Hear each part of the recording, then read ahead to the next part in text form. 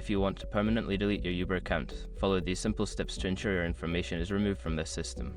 Step 1. Open the Uber app. Launch the Uber app on your mobile device and log into your account if you are not already signed in. Step 2. Access account settings. Tap on the menu icon in the upper left corner of the screen. From the menu, select Settings to access your account settings. Step 3. Select Privacy Settings. Scroll down and find the Privacy option within the Settings menu. Tap on it to view your privacy options. Step 4. Request account deletion. In the privacy settings, look for the option that says Delete your account. Tap on it and follow the prompts to confirm that you want to delete your account permanently.